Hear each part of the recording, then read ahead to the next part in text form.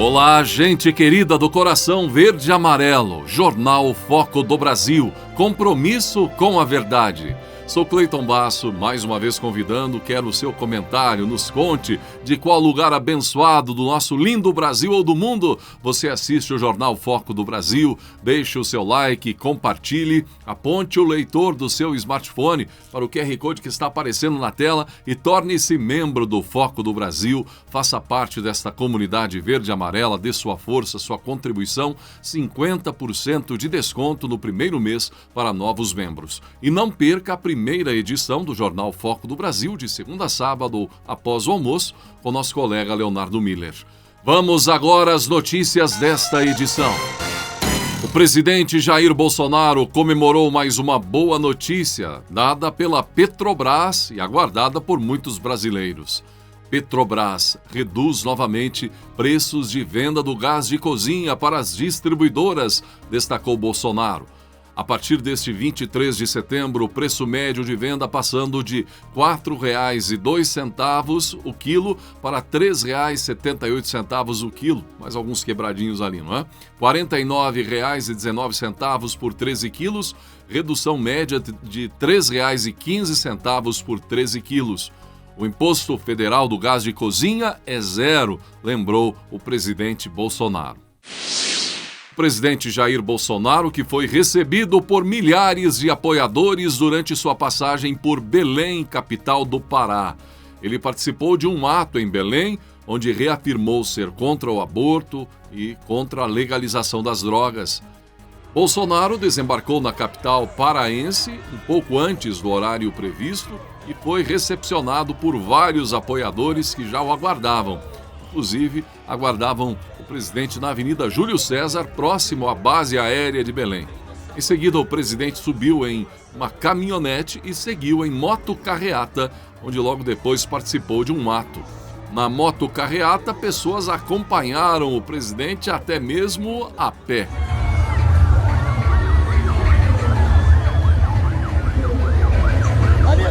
Sai!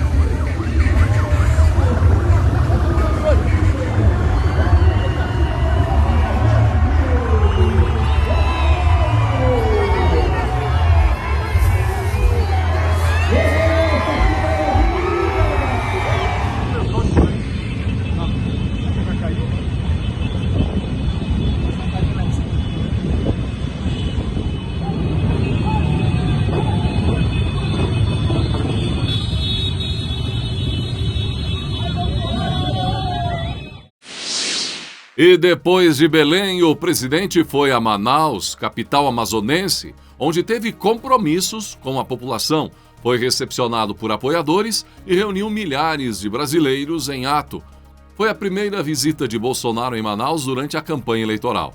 Também em Manaus, o presidente participou do painel de encerramento do seminário Manaus 5G-BR. Em seu discurso, Bolsonaro falou sobre a implementação da tecnologia 5G na capital amazonense. O homem, o capitão do povo chegou no Amazonas. Capitão do povo, meu irmão, tá aqui.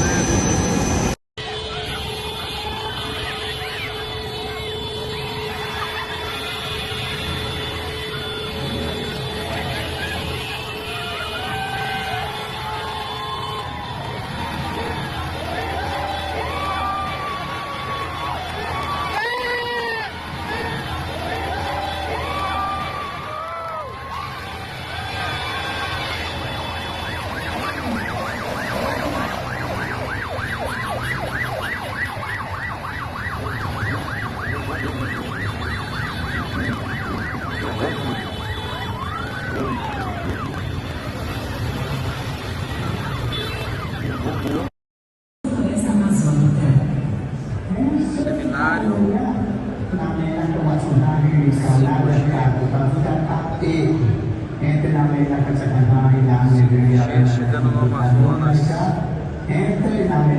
nova tecnologia, internet mais rápida, novos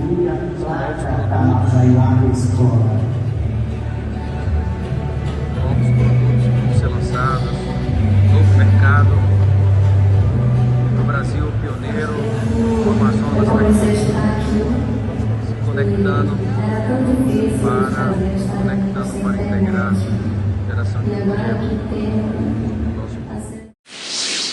E se a população nas ruas destoa de algumas pesquisas, tem gente revoltada com a discrepância disso de resultados, gente. O presidente da Câmara, Arthur Lira, se pronunciou no Twitter sobre as divergências verificadas nas recentes pesquisas de intenção de voto. O parlamentar e presidente da Câmara afirmou que alguém está errando ou prestando um desserviço e defendeu medidas para punir institutos que erram. Nada justifica resultados tão divergentes dos institutos de pesquisas. Alguém está errando ou prestando um desserviço. Urge estabelecer medidas legais que punam os institutos que erram demasiadamente, ou demasiado ou intencionalmente, para prejudicar qualquer candidatura, escreveu Lira. Não podemos permitir que haja manipulações de resultados em pesquisas eleitorais. Isso fere a democracia, acrescentou o presidente da Câmara. Poucos dias nos separando para a verdade nua e crua e absoluta das eleições 2022. 2 de outubro está aí, estamos na reta final e não há dúvida alguma que, neste quesito, nós vamos ver o tempo, mais uma vez, o Senhor da razão. Tem gente muito enganada nessa história. Ou são os institutos que estão apontando para um caminho, ou são as ruas, talvez, né, essa multidão que a gente vê nas ruas, de um lado, ou então a realidade totalmente diferente disso ou daquilo. É aguardar para ver o que vai acontecer, mas o presidente da Câmara tem razão. Após essa eleição, a depender do resultado eleitoral das urnas, algo precisa ser feito para parar com isso, se evidentemente for comprovado que há erro.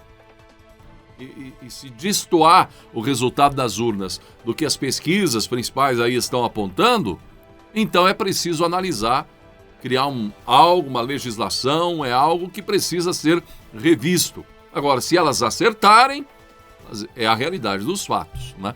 Então, elas estão com a razão, de alguma forma conseguem medir uma realidade que não é vista claramente por aí, mas se errarem, gente, é uma tentativa clara, então, de mudança da realidade, não é? Através de um eventual resultado apresentado nas pesquisas, tentar mudar a realidade. Quando a pesquisa serve para quê? Para mostrar a realidade de um momento. Vamos aguardar para ver. O Senhor é o tempo, aliás, o Senhor é o tempo. E, sem dúvida alguma, o tempo é o Senhor da razão. Com excelente repercussão e alívio para muitos, o presidente Jair Bolsonaro sancionou o projeto de lei que acaba com a limitação de procedimentos cobertos pelos planos de saúde, o chamado rol taxativo da Agência Nacional de Saúde Suplementar, ANS, responsável pela regulamentação das operadoras do setor privado. Segundo a ANS, o rol taxativo é uma lista de procedimentos em saúde, aprovada por meio de resolução da agência e atualizada periodicamente, na qual são incluídos os exames e tratamentos com cobertura obrigatória pelos planos de saúde, conforme a segmentação assistencial do plano. O texto tinha sido aprovado no fim de agosto pelo Senado Federal por unanimidade, vindo da Câmara dos Deputados. O tema chegou ao Congresso Nacional após a decisão do Superior Tribunal de Justiça em junho, que desobrigou os planos de saúde de arcar com tratamentos, exames e medicamentos não previstos pela ANS. Antes disso, os casos fora do rol costumavam ser resolvidos na Justiça. A iniciativa foi elogiada e a sanção foi destacada por lideranças, como o caso do senador carioca Romário, que comemorou o ato de Bolsonaro. O presidente Jair Bolsonaro também sancionou a lei que cria o programa Emprega Mais Mulheres, que foi instituído por meio da medida provisória 1116/2022. A iniciativa prevê uma série de medidas para estimular a empregabilidade de mulheres e inclui, por exemplo, a flexibilização do regime de trabalho, a qualificação em áreas estratégicas para promover a ascensão profissional, a prevenção do assédio e da violência e o acesso ao microcrédito. O texto foi aprovado pelo Congresso Nacional no fim de agosto. A nova lei também estabelece prioridade para a qualificação de mulheres vítimas de violência e a ampliação dos valores disponíveis para empréstimos para mulheres empreendedoras e trabalhadoras informais no programa de simplificação do microcrédito digital para empreendedores. O texto sancionado pelo presidente Bolsonaro ainda inclui na legislação a regra de paridade salarial entre homens e mulheres que exerçam a mesma função dentro da mesma empresa.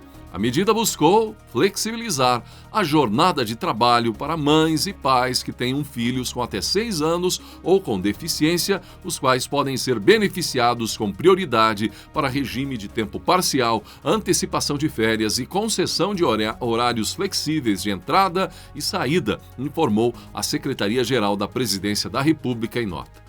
Ademais, a proposição determina que as mulheres recebam o mesmo salário dos homens que exercem a mesma função na empresa e ainda prevê apoio ao microcrédito para as mulheres. Bem, gente, aí faz lembrar, nesse último texto aí que repeti, um episódio da eleição de 2018, não é? Quando o William Bonner e a Vasconcelos entrevistavam o presidente Bolsonaro. E aí ela tentou emparedar ali o presidente com uma pergunta, e o presidente devolveu categoricamente a resposta dizendo: e você tem o mesmo salário que o William Bonner, por que você ganha menos? E aí criou aquela situação tensa em pleno Jornal Nacional. Quem assistiu em 2018 e lembra desse fato aí? Quem diria, não é? Vamos ver se o destaque será dado pelos jornalistas que participaram ali, tentaram cutucar o presidente à época. O destaque agora, quem diria que o presidente sanciona essa lei que dá paridade de salários agora sim entre William Bonner e Renata Vasconcelos. Mesmas funções, não é? Numa mesma empresa. O que você acha disso? A atriz Regina Duarte usou as redes sociais para afirmar que a rejeição a Bolsonaro é uma completa ignorância. O vídeo de Regina foi publicado após outros artistas gravarem um clipe em apoio a Lula. As informações são do canal Splash do UOL. Em certa medida, boa parte da repulsa e da rejeição ao presidente Bolsonaro se deve também a uma completa ignorância. Ignorância que é fruto de uma propaganda massiva, diária e sem tréguas que vem massacrando os brasileiros há mais de 3 anos e meio contra seu presidente eleito democraticamente. Isso acaba por convencer boa parte do eleitorado de que nada no governo Bolsonaro é positivo, disse Regina Duarte. Ela desabafou, demonstrando mais uma vez o seu apoio ao presidente Bolsonaro e condenando os atos maciços de ataque contra o presidente. E a gente vê por aí alguns artistas, não é? Também apoiando o outro lado, sobretudo o PT, e reclamando da falta de patrocínio, não sei o quê, a questão da Lei Rouanet, e por isso muitos criaram ódio contra o presidente Bolsonaro, que mudou a lei, mudou o cenário, para que artistas não conhecidos também possam ter acesso a recursos, projetos, apoio a projetos, e não só os conhecidos artistas, sobretudo os artistas globais, que muitas vezes abocanharam milhões e milhões de reais em determinados projetos, teatro, filme, enfim. A gente vê que agora a lei está mais democrática e não com aberrações, dando milhões a determinados artistas que nunca precisaram de apoio ou de patrocínio com recursos públicos. Vamos ver o que vai dizer a urna, não é? Com essa rejeição, sobretudo de parte da classe artística, mas o presidente Bolsonaro aí recebendo o apoio mais uma vez de Regina Duarte, que diz que não passa de ignorância a rejeição que o presidente tem em determinados setores, por conta, evidentemente, da maciça campanha de notícias negativas, há 3 anos e meio, pelo menos, sendo batida, cada notícia batida, inventada, história, isso, aquilo, contra o presidente que foi eleito democraticamente, como bem lembrou a atriz Regina Duarte. Ela até interpretou um texto, isso acabou chamando a atenção e sendo destacado nas redes sociais. A querida Regina Duarte. E o caso do deputado sem as calças, gente. Você viu, repercutiu, se espalhou pelas redes sociais um vídeo inusitado de um deputado estadual da Paraíba que estava trabalhando em home office. A gravação mostra o deputado durante uma sessão da Assembleia Legislativa da Paraíba. Ele participava ali da sessão de maneira virtual. De repente, aparece sem as calças. O vídeo foi exibido no telão da casa da Assembleia após um descuido do deputado, que esqueceu de desligar a câmera do celular durante uma ida ao banheiro. E aí já viu, né? Deu o que falar. Apareceu no telão, na Assembleia da Paraíba, sem calça. Que coisa, hein? De acordo com um levantamento feito pela CNN, Jair Bolsonaro é o candidato à presidência da República que acumula mais seguidores nas redes sociais, com um total de 50,09 milhões de seguidores, somando os perfis de Facebook, Instagram, Twitter, YouTube e TikTok. Na sequência, veja, o número então é bem significativo, 50,09 milhões de seguidores tem Bolsonaro. Na sequência, aparece Lula com menos da metade de Bolsonaro, 17,1 milhões de seguidores. Bolsonaro, que tenta a reeleição, possui cerca de 14 milhões de seguidores no Facebook, mais de 21 milhões no Instagram, 8,7 milhões no Twitter, quase 3,8 milhões no YouTube e 2,5 milhões no TikTok, alcançando então essa marca de mais de 50 milhões de seguidores nas redes sociais. Já o petista Lula tem números em torno aí de 17 milhões. Ciro Gomes é o terceiro colocado quando se trata de seguidores nas redes. O candidato do PDT tem um total de 4,6 milhões de seguidores. Tebet acumula 924 mil seguidores nas redes. Todas as contas consideradas no levantamento são verificadas, oficiais, com exceção do perfil de Tebet no TikTok. Neste caso, então, gente, com esses números, Bolsonaro tem o dobro de seguidores de todos os candidatos somados nas redes sociais. E falando em CNN, o regime ditatorial da Nicarágua, sob o comando do político de esquerda, ditador de esquerda Daniel Ortega, tirou do ar o sinal da CNN em espanhol na madrugada desta quinta-feira, dia 22, e repercutindo a notícia no mundo. O anúncio foi dado pela própria emissora, que atua no país há 25 anos. Hoje, o governo da Nicarágua retirou o nosso sinal de televisão, negando notícias e informações aos nicaragüenses de nossa rede de televisão, na qual eles confiam há 25 anos, informou a emissora em nota. O governo do país ainda não se pronunciou até, pelo menos nas últimas horas, sobre os motivos da remoção. A CNN tentou obter alguma informação do governo e das operadoras a cabo que transmitem o sinal da CNN em espanhol, sem obter uma resposta, relatou a emissora. Daniel Ortega está em seu quarto mandato consecutivo na Nicarágua. Recentemente, seu regime fechou 7 emissoras de rádio católicas no país, promove uma perseguição a cristãos, evangélicos e católicos. E aí, então, notícia, um dos destaques é que no Brasil, esse ditador já recebeu apoio do PT e do PSDB, inclusive das últimas eleições. Ele que já mandou prender opositores, enfim. A emissora CNN disse que continuará cumprindo sua responsabilidade com o público nicaragüense.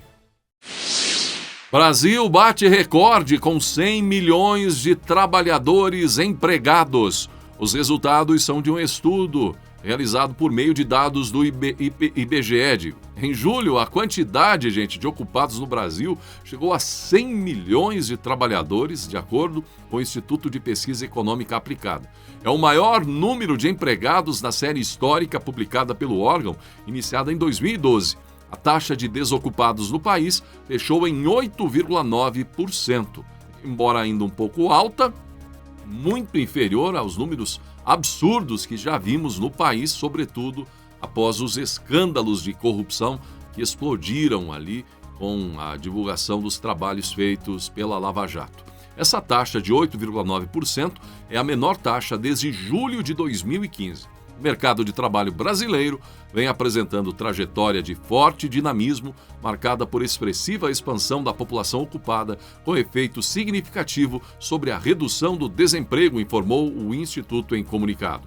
Nota-se ainda que essa expansão da ocupação vem ocorrendo de forma generalizada, abrangendo todas as regiões, todos os segmentos etários e educacionais e praticamente todos os setores da economia. Para fazer os cálculos, a instituição usou os dados da Pesquisa Nacional por Amostra de Domicílios, realizada pelo Instituto Brasileiro de Geografia e Estatística. A quantidade de desocupados caiu de 13,6 milhões em julho de 2021 para 9,7 milhões no mesmo mês em 2022, ou quase 4 milhões de novos empregos, saldo positivo, 4 milhões a menos de desempregados.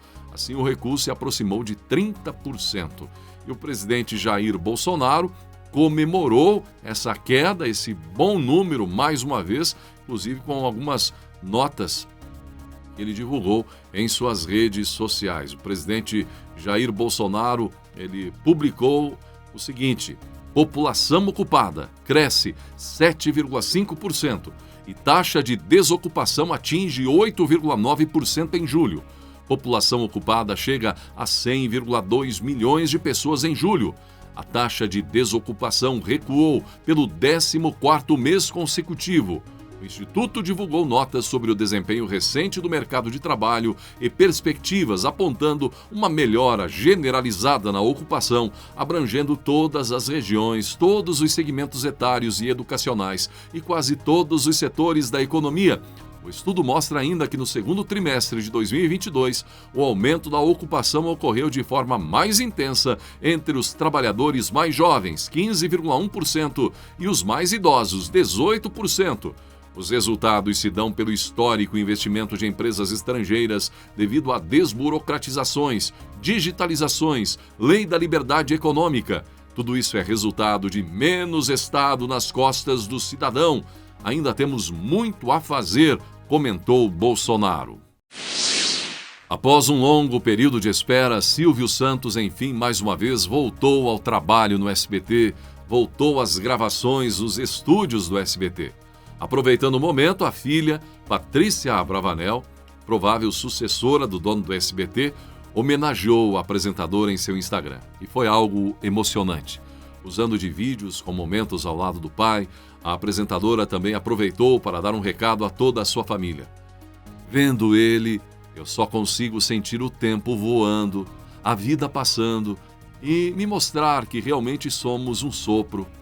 Vejo meus filhos crescendo, meus pais envelhecendo e tudo o que mais gostaria é mais tempo para curtir meus filhos quando ainda precisam de mim e mais tempo para usufruir da companhia e amor dos meus pais. Como tudo passa rápido, como sou grata por cada segundo ao lado deles. Obrigado, Senhor, pelo presente da vida, pela saúde e por poder compartilhar momentos tão especiais junto daqueles que amamos. Homenageou Patrícia, filha de Silvio Santos e também apresentadora do SBT. Desde o começo da pandemia de Covid-19, Silvio tem tido longos períodos de ausência dos estúdios do SBT para cuidar da própria saúde. Enquanto esteve fora, o comando do programa Silvio Santos esteve sob a responsabilidade de sua filha, Patrícia Abravanel. Silvio Santos, que completa em dezembro 92 anos de idade e segue sendo um grande ícone da comunicação e exemplo para todos os brasileiros. O ministro do Meio Ambiente, Joaquim Leite, afirmou que a crise energética na Europa, gerada pela invasão russa à Ucrânia, abre uma oportunidade para o Brasil. Ele disse que as indústrias procuram um local onde a energia seja acessível e o país oferece isso. Para se ter uma ideia, o Brasil tem um custo de energia de 40 euros por megawatt. Na Europa, está tabelado a 200 e chegou a bater 1.000. Com esse movimento de encarecer energia na Europa, muita indústria vai ser transferida para o Brasil, olhando a oportunidade dessas energias limpas que o Brasil tem, explicou o ministro. Segundo ele, o Brasil já produz muita energia limpa, entre elas a eólica e a solar e a biomassa, e ainda tem potencial para ampliá-la. O Brasil bateu o recorde de energia eólica em terra, 21 gigawatts. Só para a gente ter uma ideia, Itaipu tem uma capacidade instalada de 14 GB, então o volume é bastante relevante. Solar também são 14 GB, uma Itaipu já instalada de solar. E biomassa. Essas três fontes são as três principais para aproveitar e gerar essa energia limpa que todo mundo procura, disse o ministro. Fora tudo isso, temos 50 Itaipus que podem ser instaladas no mar. E toda essa energia excedente, pode ser transformada em hidrogênio e amônia verde para exportação. Segundo ele, o Brasil aproveitará a COP27, próxima Conferência das Nações Unidas sobre Mudanças Climáticas, que acontece em novembro no Egito, para apresentar essas oportunidades de investimento no país. O ministro falou ainda sobre a proposta do governo federal de criar um programa de renovação de frota de automóveis no país como uma forma de estimular a indústria automobilística e colocar veículos mais energeticamente eficientes em circulação. O governo federal está desenhando um programa de renovação de frotas sustentável. A gente tirar esse veículo e transformá-lo em sucata para uma economia circular através de um incentivo econômico. Isso com certeza teria um impacto nesse setor da economia, que é o automobilístico, e teria um impacto no meio ambiente de forma bastante positiva, lembrou o ministro. Muito bem, gente, assim chegamos ao final de mais uma edição do Jornal Foco do Brasil, convidando você, torne-se membro do Foco do Brasil, aponte o leitor do seu smartphone para a tela, o QR Code aparecendo, e você seja membro do nosso canal, aproveitando 50% de desconto no primeiro mês para novos membros. Não perca ainda a primeira edição do Jornal Foco do Brasil, de segunda a sábado após o almoço, com nosso colega Leonardo Miller. Gratidão pela sua atenção. Que Deus abençoe a você e a sua família.